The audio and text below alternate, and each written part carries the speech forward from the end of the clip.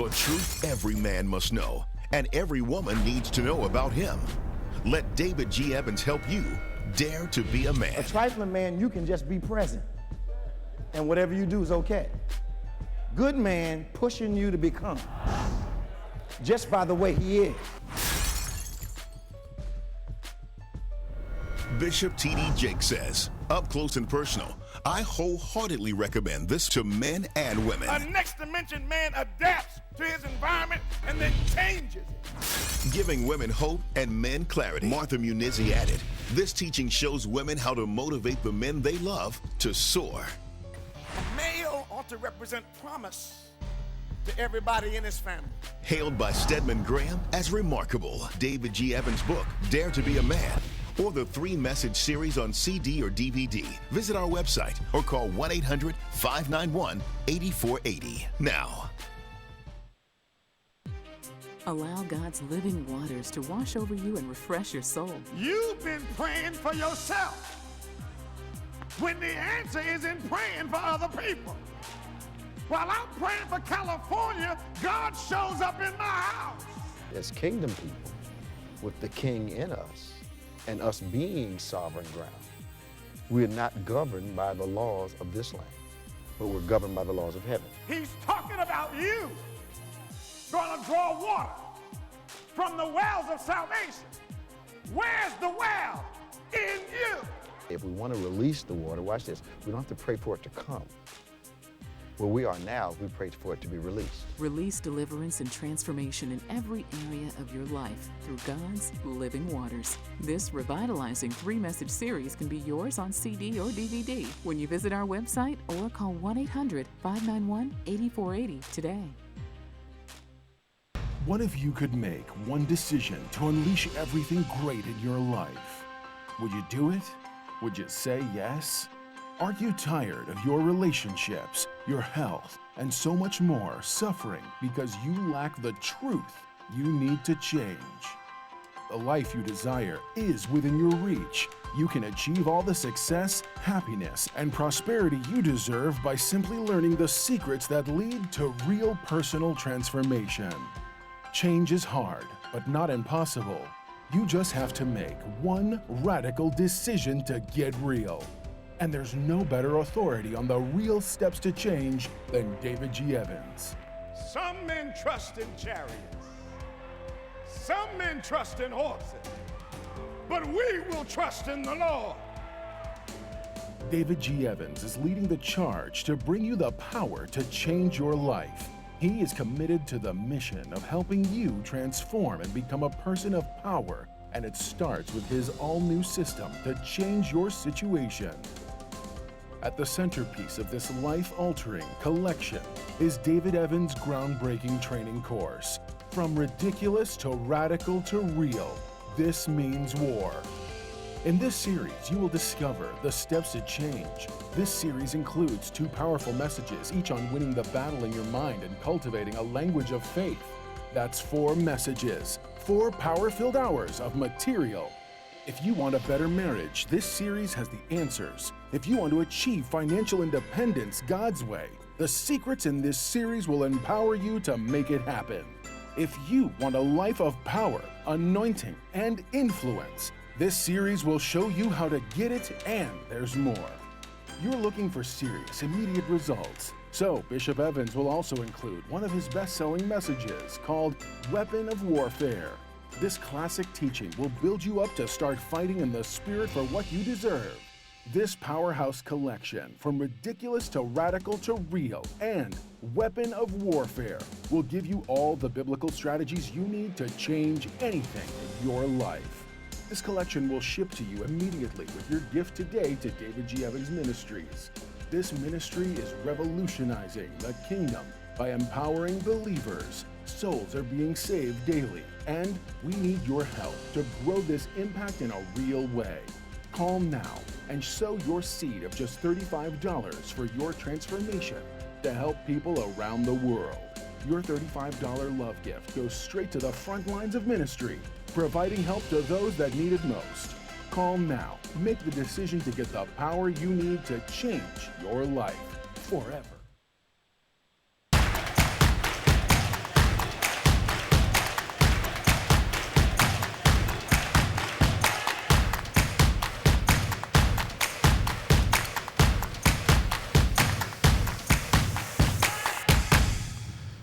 Well, good morning, everybody. Welcome to On Point. This is Pastor Nick Smith, hoping you guys are having a great morning so far. The fall is in the air. It is coming. We have a nice crisp breeze outside, and we are thankful. Do us a favor, whatever device, platform you're on, please hit that share button, invite people out. Make sure they tune in to On Point today as we talk about biblical topics, as well as cultural and political. Give us a call at 866-743-8267. Again, 866-743-8267. We want you to give us a call. Of course, we'll be watching your comments, especially on Facebook. And we want to make sure that you tune in. Tomorrow, we're back to our regular schedule, 11 a.m. service, 8 and 11, excuse me. Right. You want to make sure that you are here. Come on out as we continue to celebrate the Lord for both our 8 and 11 a.m. worship services on tomorrow. So, again, we are going to talk about some political things, some cultural things. Hit that share button, hit that comment. Good morning. Again, give us a call at 866-743-8267. 866-743-8267. We'd love to hear from you guys. Give us a call and let people know that we are on. Now, we're getting ready for our Thanksgiving drive in the month of November.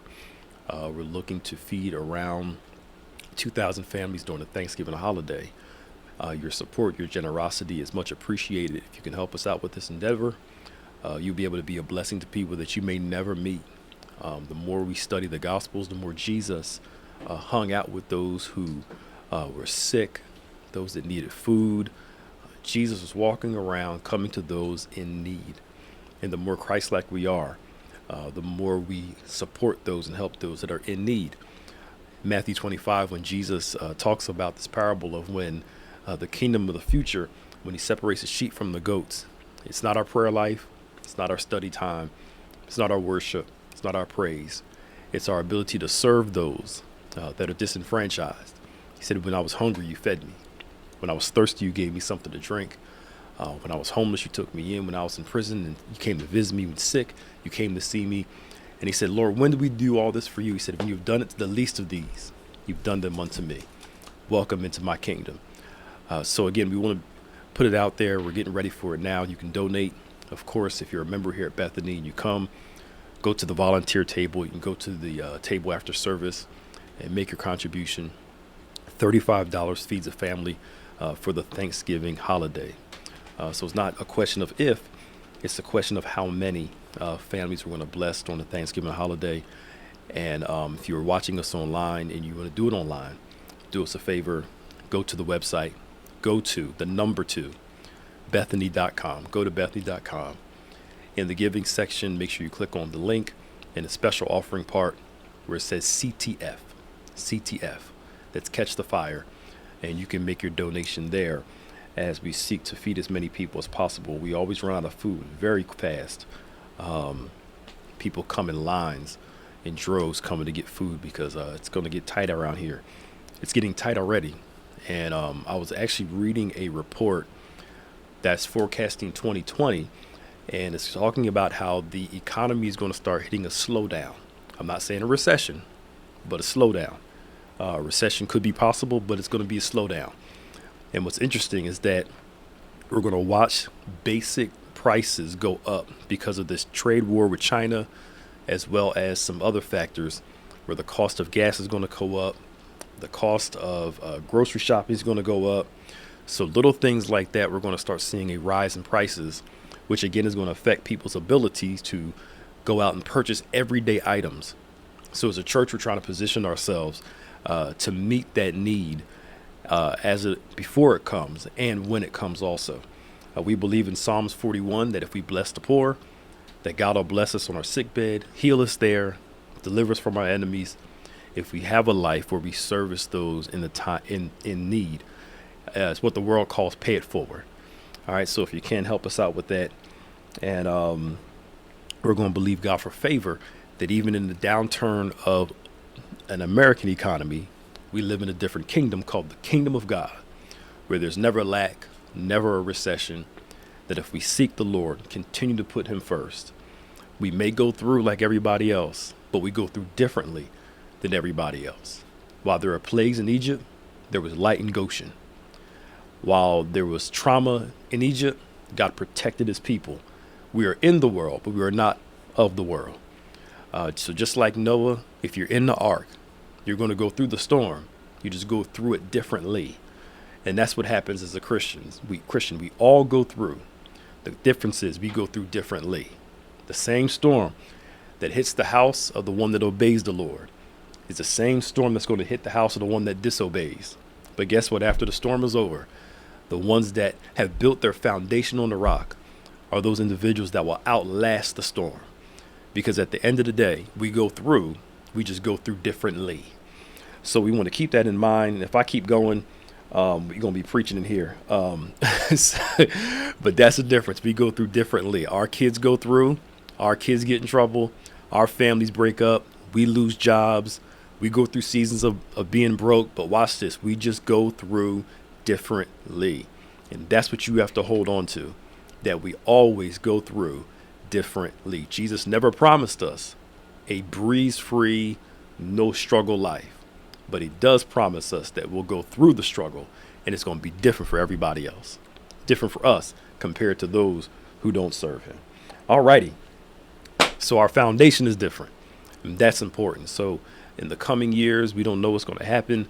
The Lord wills we'll be here. We need to make sure that we stick with God, stay with him, no matter what goes on in the downturn of the economy, no matter what goes on in your life. Learn to stick with him, because at the end of the day, he was God before creation. And at the end of the day, he's going to be God in the very end. And that's the God that we serve. Posted something on social media this past week that it's important for us to have an if not standpoint. That if God does it, he's still God. If he chooses not to do it, guess what? He is still God. If he doesn't do it, he's still good. If he does it, he's good. We serve him for relationship, serve him because at the end of the day, we love him and he's done so much for us. So again, we all go through, but we just go through differently. All right. So praise the Lord.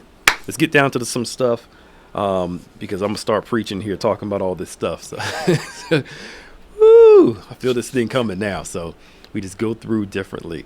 And just for somebody in here, last point, preachers got like 3 different closes. Ecclesiastes 3, there's a time for everything. There's a time for everything. But the scripture gives us a promise that it's a time to live, time to die, time to plant.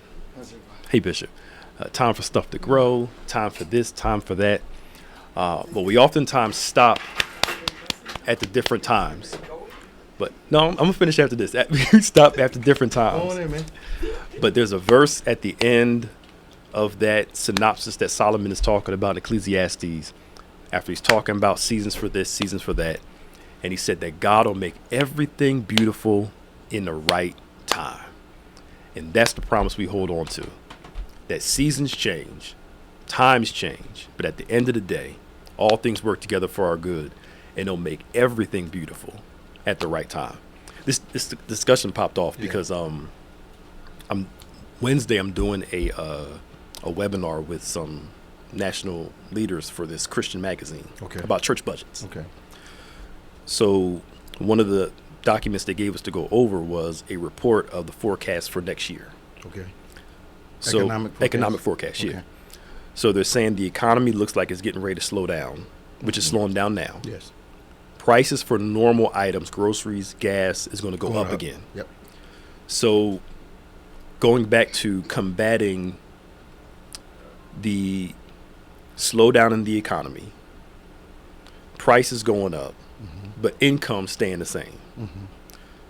Basically just talking to people about we all go through it. We just go through it differently. From, you did it when Trump got elected, a month before. Egypt, Israel and Egypt, same plagues, go through it differently. So that kind of was just the discussion before we... So the thing that I find that we may not for us, we know the recession is not for everybody. Right. We know that the tax cuts, the tariffs, all impacted or are going to impact middle and lower income people negatively. We know when they say, like you always say, the economy's strong, it's strong for folk that are wealthy. Right. The stock market's good for people that have stocks. You show me 10 working people, and I'll show you 9 out of 10 or 10 out of 10 that have no involvement in the stock market at all. Absolutely. So what we are celebrating as a nation is the wealthy getting wealthier. And it gives us a sense of some kind of security just to be around it when we are a necessary part, middle and low income people are a necessary part of the wealthy staying wealthy. Else, why would they be fighting a national raise in the minimum wage? Because that's going to impact profit. Why, when the tax cuts came, didn't you hear about all this hiring and stuff, people getting raises on the job? You didn't hear about it. Not at all. You know, Walmart said they were going to give people money. Then they closed 600 stores and put a slew of people out of work. Yep. AT&T, same thing. AT&T, you know, so there was this mirage. They thought the CEOs got their bonuses and got some retroactive, but they didn't give people raises. Yep. I think you're going to get $500 million as a check for a bonus. Yeah.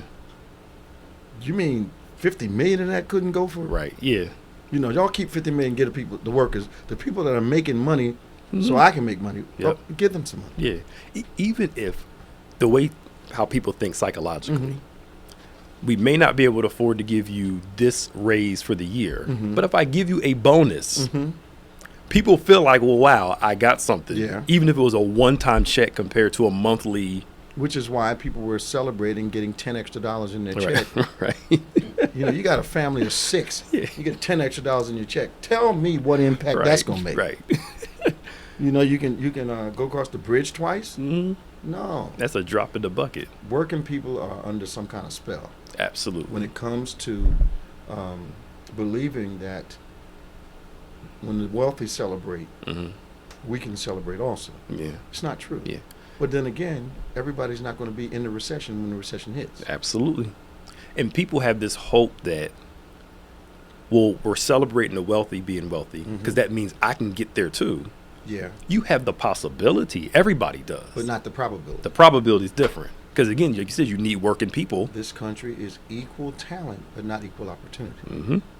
You can't have a wealthy 3% if everybody can get wealthy. You can't have a working class if everybody's going to be wealthy. Absolutely. The Bible says the poor shall always be with us. You always going to have poor people. That's what the book says.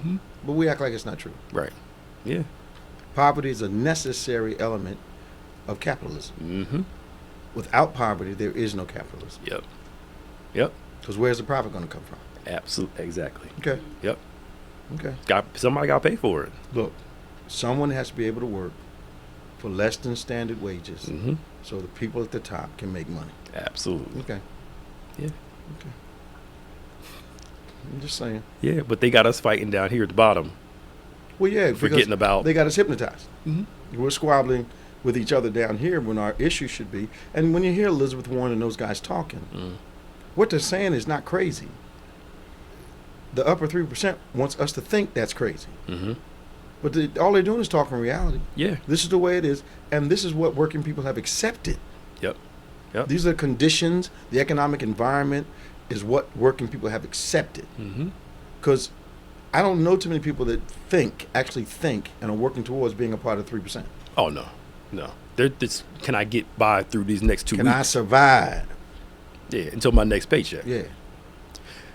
When, what was it? They say when Eisenhower was the president, the wealthy paid almost 80 to 90% in taxes or something. And then when Reagan came in office, there was a marriage between business and government, and all of a sudden this new wave of lowering taxes for the wealthy and raising them for everybody else. Got to be paid for. Yeah. So you cut programs that people that work need. You cut all the social service stuff. Now, you know, we're going to build a wall, but we're taking away from something I never thought we would take away from, which is the military. Yeah. So not even that is sacred. Not at all. They say Puerto Rico's losing $400 million. Wow. Oh, from this pool, yeah. Wow. Yeah. And they needed the most. They needed the most. They still need it. Okay. And they were going to build a school for military kids at a base in Texas, I think. Yeah. Now they can't build it because they took the money away. He doesn't care. They don't care. Then the crazy thing is, this military fund was going to affect something in Kentucky in Mitch McConnell's. Yeah. And now he's fighting to keep that money. Oh, no. Now, remember before he was trying to get that. Oh, no. Oh, yeah. He's fighting now to keep the money in Kentucky. No, you got it wrong. This morning I was looking. Not over Mr. McConnell. Yeah, Mr. McConnell. No. Now he's claiming that he's going to fight to keep it from negatively affecting his state. Wait a minute. Now, I understand he's been in office how long? He's been there probably over 20 some odd Like years. 20? Yeah. I thought it was like 40. He might be. I know it's over that. Do you know his state is the poorest state in the country? Mitch McConnell's state is the poorest state in the country. Absolutely. Poverty is the same as it was. Those people suffer there. Yep. But they vote him in every time. Every single time, because no abortion, no this, and they're just used to him being there. I don't get it. I don't either. Because if you're not serving me, why do you need to be there? I'm just saying, He like, gives them the impression that he's serving. yeah. 1-866-743-8267, 1-866-743-8267, 1-866-74-EVANS. Talked to some people yesterday in the Bahamas. Just getting a ground view of what the devastation is actually like, what the people are actually dealing with. And the best explanation that they could have is come outside and there's nowhere to turn. Wow. This is the only way I can describe it to you. You walk outside where your house used to be, if there's something still there. Yeah. And left, right, up, down, there's nowhere to turn for relief. Wow. Just total devastation as far as you can see. Yeah. And no hope, no matter which way you go. Wow. Thank you. Okay. So we've got,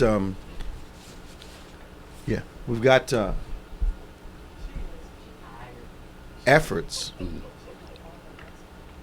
where people are trying to build, they want to build homes. Yeah. But there's a more fundamental need. Everything basic that you take for granted is what's needed in the Bahamas. Yeah. They showed Freeport. Yeah. Before aerial view, before and after, and how much water is covering the ground. Yeah. I mean, it's almost like the whole island is underwater. They said the airport's underwater. Yeah.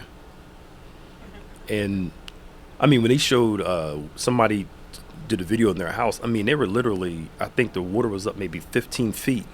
Yeah, they said a 2-story house was not tall enough. Yeah. That's Water on the second floor. That's So we've got to figure out how we can rally to, not just as a church, but as a harvest, and send some aid down there. Yeah. And I want to make sure we can't respond to these fund me pages and all that because the resources will never reach the place that we're trying to send it. But we've got to find a way to help. Yeah. So I'm sure this week I put the feelers out a couple days ago, and we'll find out how we can move this thing. Yeah. There's a bishop that is on social media that I know. He's I think you may know who he is. I'll talk to you after. Okay. He's from the Bahamas. Okay. And I think his dad is a pastor down there. Okay. And they got something. Okay. Cool. Let's go to John on line one. Good morning, John. Good morning, Bishop. How you doing, man? Good morning. Yes, I'm doing fairly well. Doing fairly well? Doing fairly well. Now, what's the fairly? You been ill? Much better than the people in the Bahamas. Wow. Man, oh man. Yeah. Devastating. You know, I was thinking when that hurricane is going around up above, that's the wind. Yeah. What's the water doing? Churning. Is the water going around underneath? It's churning. I suspect that the water's going around underneath and kind of it just eroding all the island all around it. I don't know. Wind and the waves, like the Bible says. Yeah. And it stopped on there and just hovered for like a minute, right? The storm just took a break. That was crazy, man. But they say it was one of the slowest moving storms ever seen, like 2-3 miles an hour. I mean, you couldn't walk faster than the storm was moving. Wow. Wow. Yeah. But I understand they had over 200-mile-an-hour winds. Okay. Yeah. That's 200 unimaginable. Yeah. Yeah. Wow. And the power of the wind goes up with the cube of the speed. Right. When the wind power goes from 1 to 10, the power goes up from 1 to 1,000. Wow. It's that kind of thing. So when it goes up to 200, I mean, the power is just unbelievable. Just like take everything. And you can see the results of it. Yeah. I remember when the hurricane went through the Cayman Islands years ago, and the only thing left standing were concrete buildings. Okay. Yeah. That was it. Wow. And the buildings that were built to withstand the hurricane, which were concrete. Well, and most of the concrete buildings were standing, but not all of them. No. Because the problem they have is they reinforce the concrete with rebar. Yep. Which the salt air affects, and the buildings only last like 40 years. Mm-hmm. And then they just disintegrate because the salt gets into the rebar and it just falls off, and the whole thing just disintegrates in 40, 50 years, something like that. It's amazing to me that creation can be restrained, but it can't be stopped. Right. Yeah. You know, you can build something and you think, okay, this is going to last a while. And then over time, creation wears it down. Mm-hmm.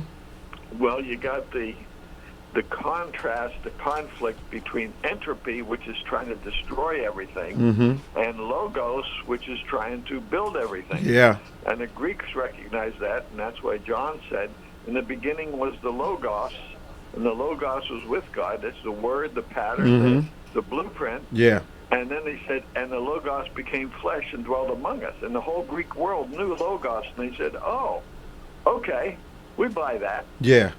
Yeah. Yeah. But it's good to see you guys back. Yeah, man. We're working hard. Yeah. Working hard, man. Yep. I don't know what happened the last 2 weeks. I couldn't get anything. You couldn't? No. We were here last week. It was the week before. We were here last week. The week before that, we were doing the giveaways. Yeah. Yeah, I tried last week and the week before, and nothing. You couldn't get anything on? I couldn't get anything. Other There was people were on. no signal. Everybody else was on. Were you watching on Facebook or something else? I was watching on your David G. Evans. Oh, okay. Okay. live. Oh, I don't know. Why couldn't we get it then? Do we know? He said it was on David G. Evans. He watches on DavidGEvans.com. Yeah, live. Okay. I'm not sure why, but the encoder goes through the website. So. Okay. Maybe we can find out. Yeah. We need to find out. Yeah. Because John, listen. It was just. I mean, the website wasn't even coming up. I thought, well, maybe they discontinued it. No, of course not. No. We'll look into it, John. Thanks for letting us know that. Okay. What I thought was that you had started about this time last year on this channel, and maybe the website was, timed out. Nah, man. Only paid for a year. Nah. Nothing like that. Okay. Yeah, because as you see, we're here today. Yeah. Well, so great to see you. I was just really pleasantly surprised because after 2 weeks, I thought, I don't know. Because we actually broadcast it last week, and we were getting participation all over the place. So, You sure you were awake? Did you at the right time? Definitely. Good to hear from you, man. Good to hear from you. Talk to you soon. Here. Take care. Be blessed. Bye-bye. Bye-bye. 1-866-743-8267. 1-866-743-8267. How does a prison ban a book about the justice system's impact on a particular part of society? How's that happen? Because they're afraid of when these young men get the information, it'll cause a problem in the prison. So if I keep you from knowing your rights and all that, or books that talk about people, educating themselves. Let me ask a question. Cultural generational. GoFundMe pages. Yes. I see a lot of them. Why do people give to them? Well, it's just another form of just... Because back in the day, we used to walk around and ask if you want to give a donation. Yeah. So this is the new... Yeah, everything's online, so... Give me a donation. Yeah. Yeah. And some are legit. And some are used for great purposes. But I'm amazed at what will attract funding. Like the guy that killed Eric Garner, his GoFundMe page is up to $100,000. Mm-hmm. Who's giving to it? The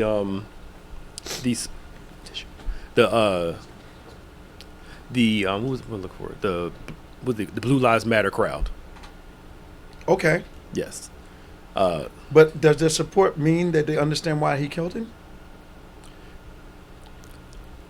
In their minds, it's obvious that the police was in the right, because what Eric Garner should have done was just fully complied from the beginning, and he would not have gotten killed. That's their... Meaning he shouldn't have said, "I can't breathe"?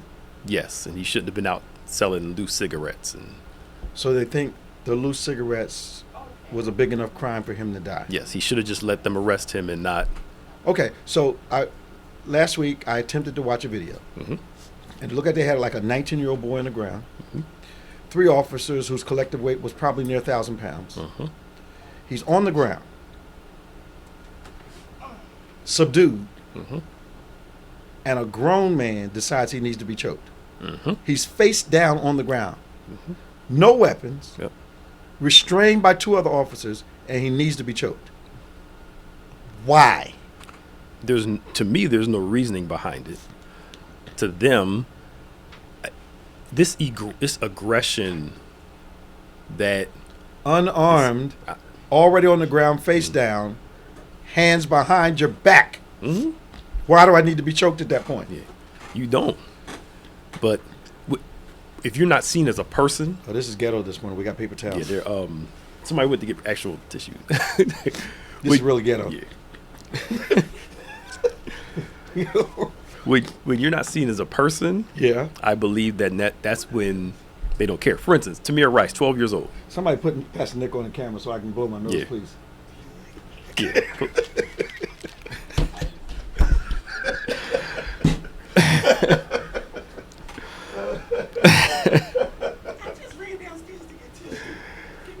Being black in America sometimes can be very difficult.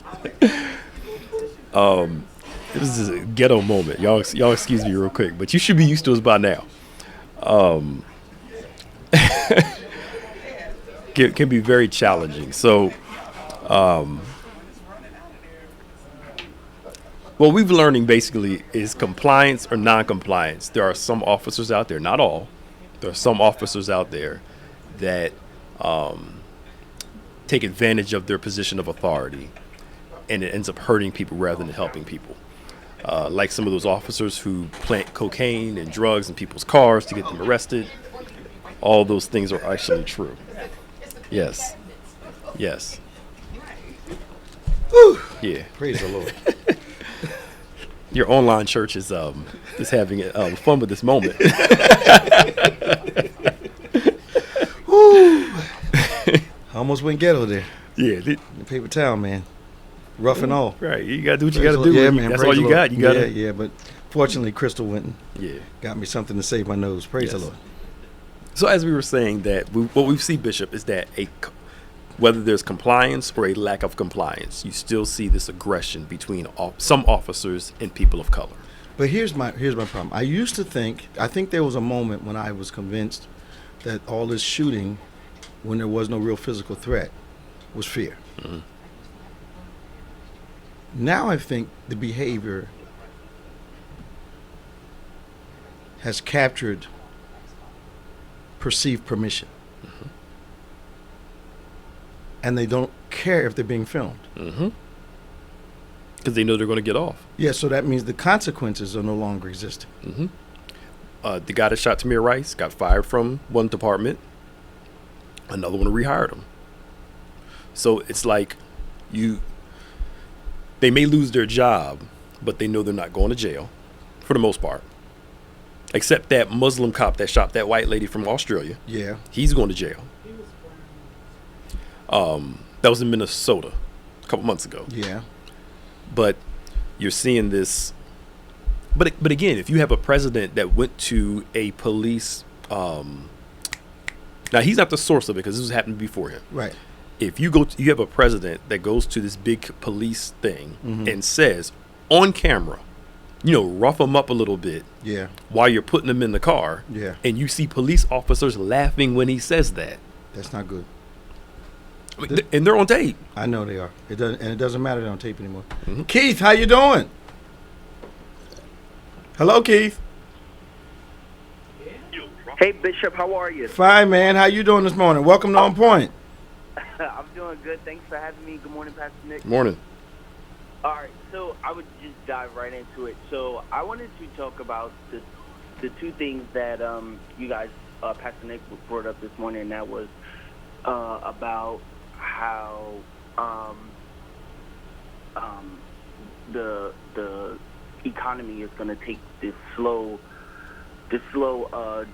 decrease or whatever. Mm-hmm. And so as I was thinking and listening to what he was saying, I'm like, oh wow, it's crazy because it sounds like, America is going down, but then I started to think about, aren't we in a great deficit? Like we're in this, like we're losing money, mm-hmm.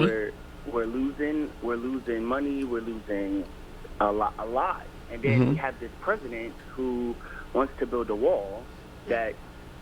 Is it going to work? No. Is it? What's the point of it? Is it even effective? And then you taking money out of our military base, and mm-hmm. that to me was like, wow. It's ridiculous. That was the lowest point. Like, who's going to build the walls? The Mexicans. Then he said, oh no, the Mexicans aren't going to build the wall. So it's like we have this president who doesn't know how to make up his mind.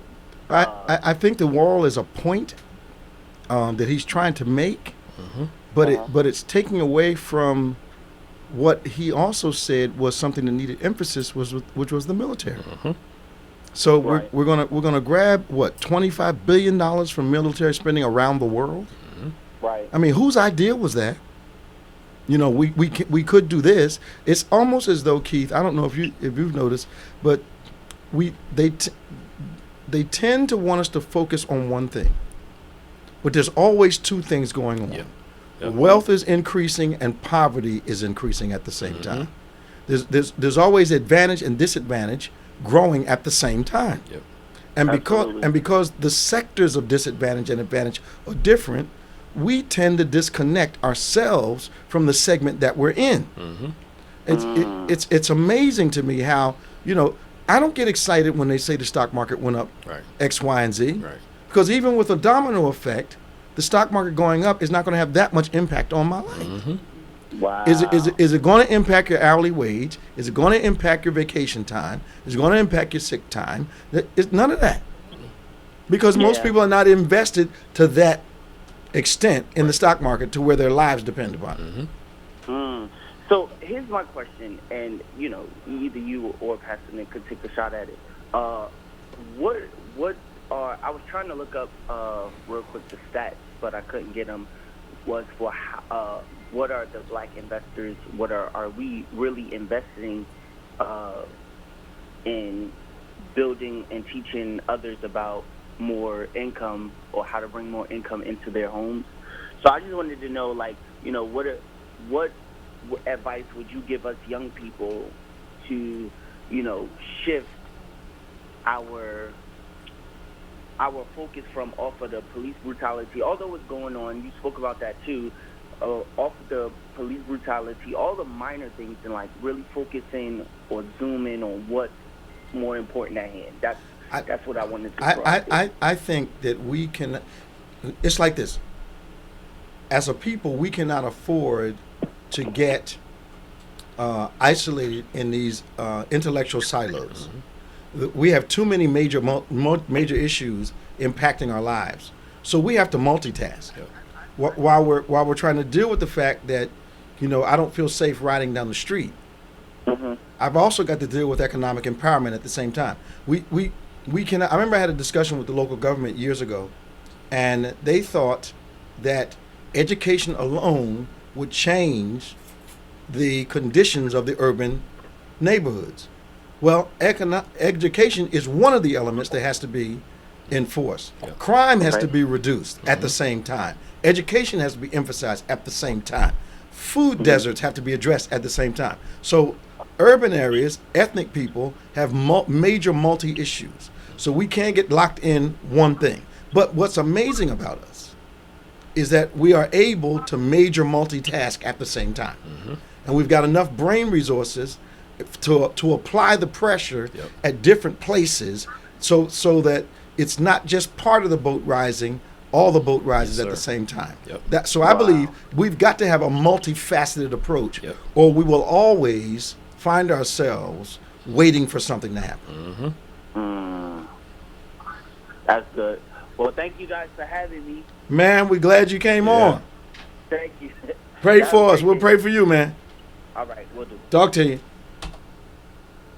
Bobby from Willingboro, how are you? Hi, Bishop. I'm doing pretty good. How are you? Doing great this morning. Welcome to On Point. Thank you. My issue is a little bit bigger than the urban issues that you're talking about. I'd like to talk about the state of the United States in general. Okay. We have 3 branches of government, but only one branch seems to be working. So my question is, what do we do when the branches of government aren't working the way they're supposed to, and the people that we've elected to represent us do not work for us? And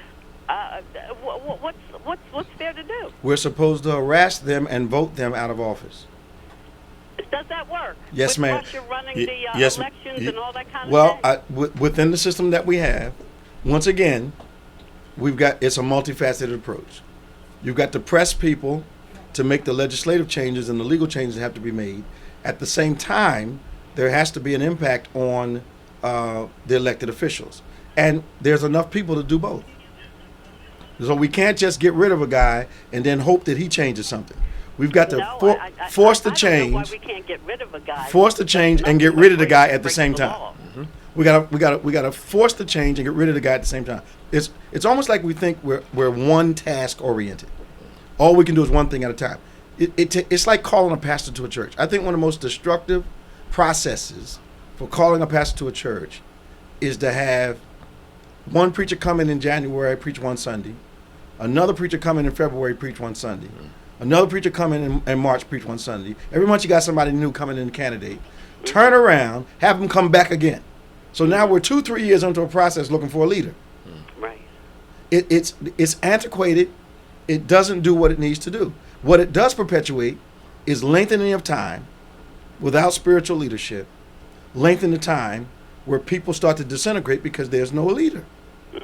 So in government, we tend to focus on one thing, and that process elongates, watch this, or delay forever a result.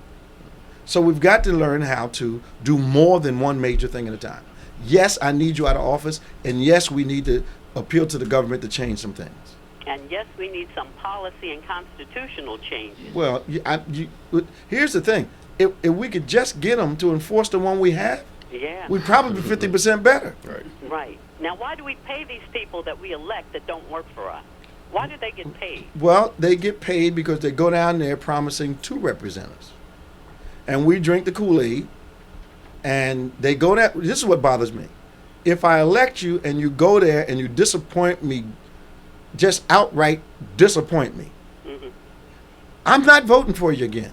Right. But most people don't do that. Because a lot of voting today, as you're seeing, boils down to race. And the racial vote is never logical. So I'll vote for someone whose policies make me lose my house. Right, exactly. Makes no sense at all to me. We're in deep trouble. Baby. So we have to, young folks say get woke, but we need to wake up. Yes, but this is an experiment, this democracy thing. Yeah, is it working? Well, I think overall it's a wonderful experiment.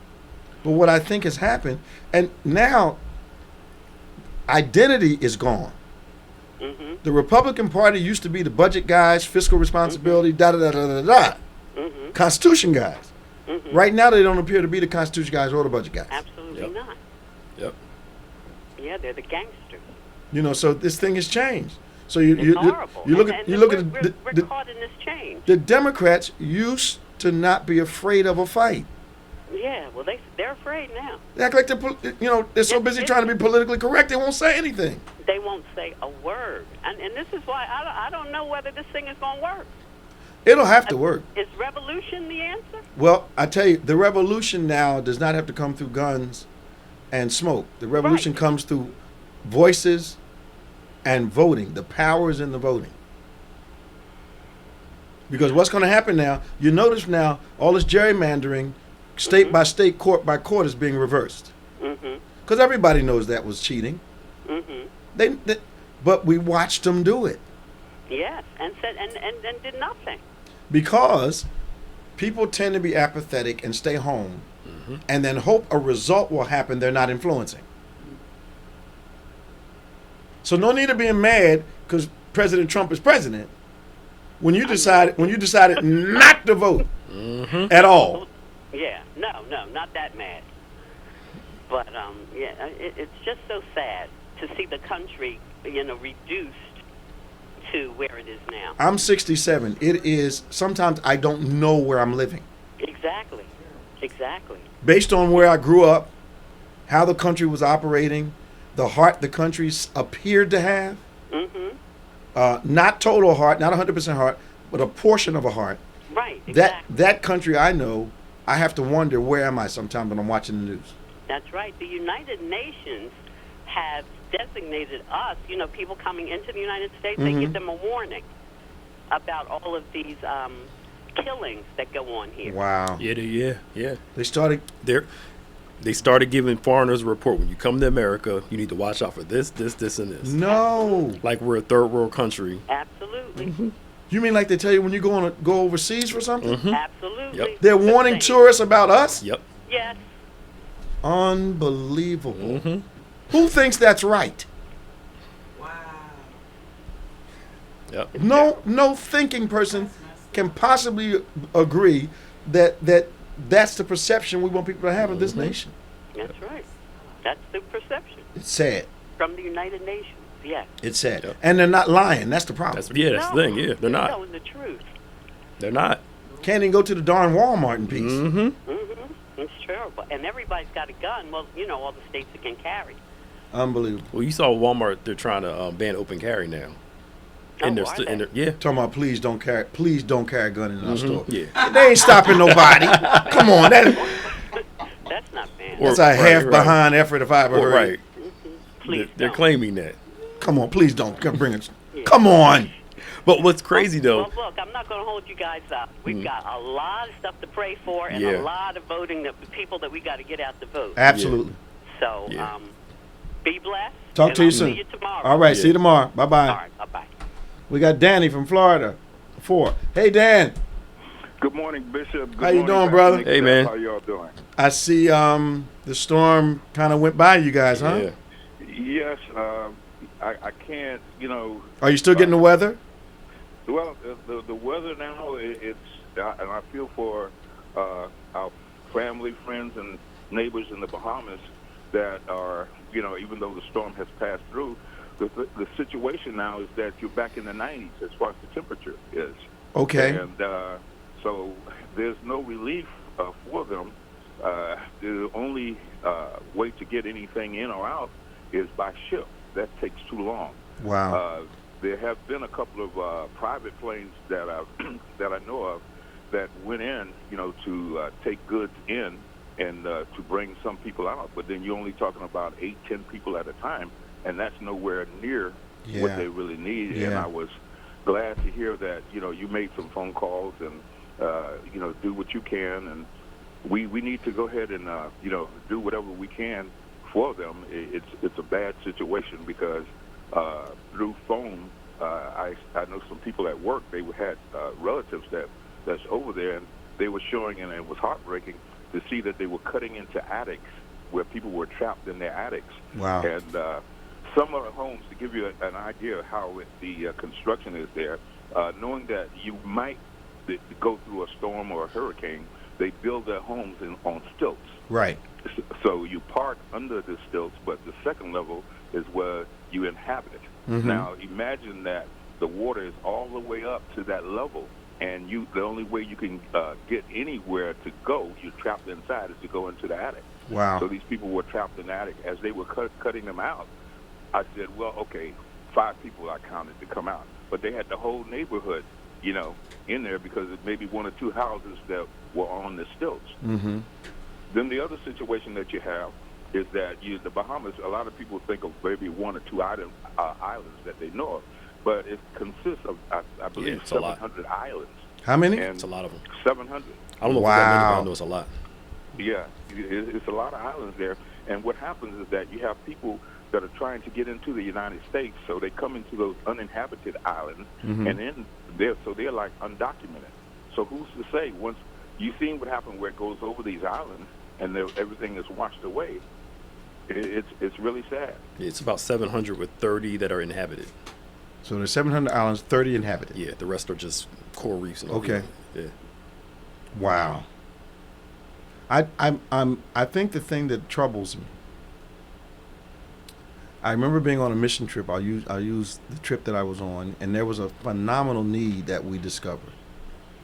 And some of the people that I was with said we needed to wait until we went back home and have some meetings to decide what to do. Mm.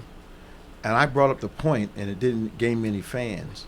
I brought up the point that if you lived here and you needed some help, would the amount of time that you're suggesting we take to decide if we're going to do something be acceptable to you? I got a bunch of blank looks. Because a lot of time we'll decide to help, but not as though with an urgency, like if it was us and our family. Yeah. What kind of help would we want and how fast would we want the decision made? And thinking of doing grand things when basic stuff is needed. I mean, when you look around, you're talking about water, underwear, soap, shoes, all kind of personal hygiene stuff that we just take for granted and probably have spares sitting under the medicine cabinet. So the urgency is, all right, they drop you on an island, you have absolutely nothing, and you need help from someone to survive. How fast do you want them to do it? Yep. So I just think we need to gain an urgency as though it was ourselves in the situation. Yes. And the sad part about it, too, when you look at the situation from our leadership, the president, number one, is that he decides that he's not going to go to Europe because he says he wants to monitor the hurricane. Okay. You're getting ready to be funny then. The hurricane on the golf course? Well. And then you have a press conference, and you have the map there, and you're saying, okay, this is what's going to happen with the hurricane, and you're showing that it's going into Alabama. I don't understand what that was all He's about. only probably trying to speak to his constituents in that middle America. But why fudge the weather map? Because that doesn't make any sense to me. And then say it wasn't a Sharpie that you drew can see it. You can see it plainly. I mean, here's the thing. You have constituents in You won North Carolina. My president. You won South Carolina. You won Georgia. Just use those. My president. But my president. That's why I didn't bring it up. It's just, but there were some funny memes that came out of it, though. People drawing like Sharpie stuff around but he's just. I don't get it. I'm at this point where I'm kind of tired of talking about him. You know, one of the things that I've been, we have to be careful what we pray during these times. Yeah. The prayer of faith has a destination for the mountain that will no longer affect anybody. Cast into the sea. We have to be careful as Christians. We're not just praying for a storm to pass by us, but hit somebody else. Yeah, right. Yeah. Almost like, okay, we got blessed, but North Carolina's getting crushed. Yeah. So we're celebrating. We have to thank God that it didn't hit us, but not like it was supposed to hit somebody else. Yeah. God was good to us, but not to them. Yeah, That's what it looks like. Yeah. We shouldn't pray those things like that because You're right, Bishop. It does not show the concern and the compassion I think we need to have. Yeah. Right. So I'm careful to pray for something to miss me. Right. Yeah. And I'm careful not to kind of leave the suggestion open. Right. That as long as it doesn't hit me, it's good. Yeah. It's good, right? You know, we have to pray. The prayer of faith says, "Mountain be removed and be cast into the sea." See. Right. Mm-hmm. Yep. Not okay. It's not my mountain anymore, so that's a good blessing to me. Right. But Yeah. you can be somebody else's Right, mountain. right, No, right. it's not how it's supposed to work. Mm-hmm. How's my sister doing? Blessed, Bishop, and we thank you for all that you all are doing there at Bethany. Great job, and that's what makes our faith so much stronger. Man, I appreciate you. Yeah. We really appreciate you. Tell sis next time you call, man, if she available, she need to say hi to us. Mm-hmm. Okay, I'm feeling neglected now. She ain't said hello to me in about a year. I'll do that. Yeah, she's while you're preaching and she's giving amens and singing with the choir.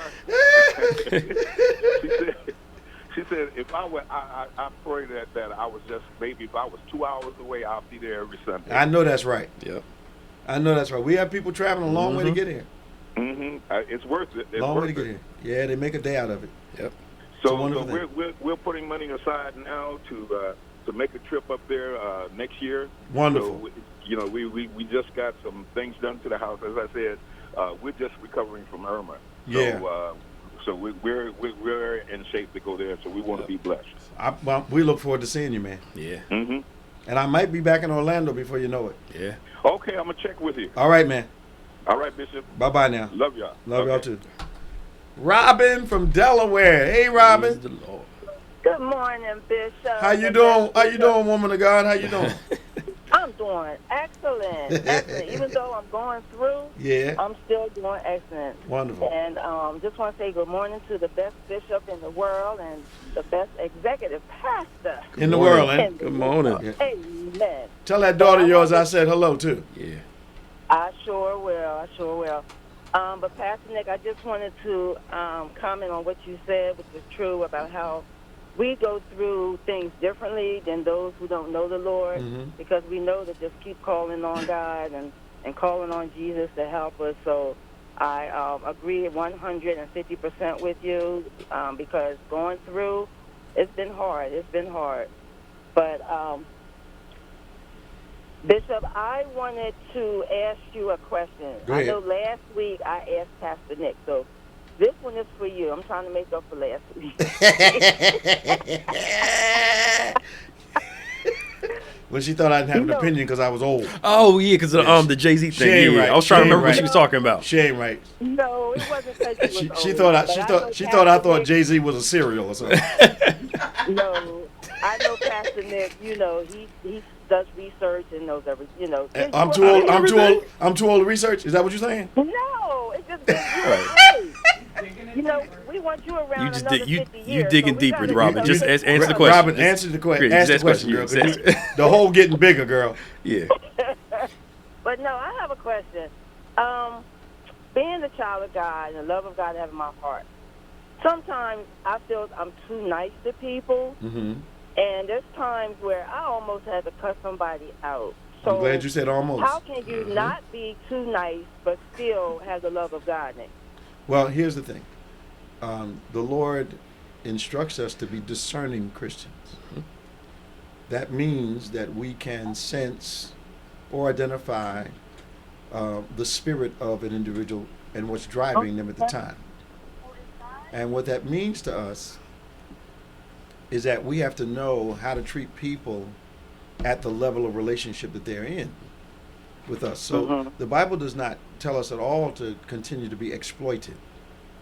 The turn the other cheek is, if you look at it in the time that it was written, you can't get hit on one side of your head with a sword and then turn your face and take another blow. So that's not what it's talking about. It's talking about reacting too soon, reacting without discernment, and reacting without maturity. One of the hardest things for people to do is to treat people they don't care for, or worse, people they're threatened by, in a decent manner. What we have to do is be able to discern the level of relationship a person is allowed to operate in our lives. Someone who is an exploiter, you keep them at a distance. You don't let them influence you. And it's nothing unchristian about protecting yourself from negative influences. And nothing Christian about allowing someone to continue to take advantage of you. Nothing Christian about allowing someone to disrespect you. Right.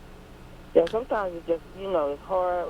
We know people take advantage of us, but I've been wanting to ask that question. I know you be busy, so this is the only time and we allow people to do it. And we make decisions where we decide, okay, the fight is not worth it. But sometimes you have to discern whether giving the concession is good for the person that you're dealing with. Some people will walk away and say, you know what, I shouldn't have said that, I shouldn't have did that, let me apologize. Other people will think you've given them permission to repeat the problem. Right. That make sense? That makes perfect sense. All right. Sound like my background music is on. They booting you off your own show. The boogie down is on in the background, so that means it's time for us to get off the air. Y'all funny. You know what I'm saying? I love you guys. We just started grooving, you know what I'm saying? That's right. Jay-Z signing off this week. Praise the Lord. Oh my gosh. Lord have mercy. We know you can groove, Bishop. It's gonna be shit. We see you up on the altar.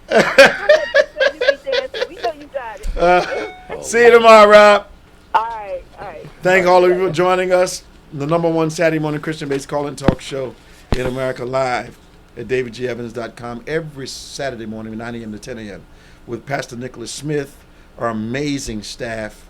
God bless you. Stay strong. Stay saved. See you tomorrow. And remember, faith acts like a thing is so, even when it's not so, that it might be so. God bless you. See you next week on OnPointe.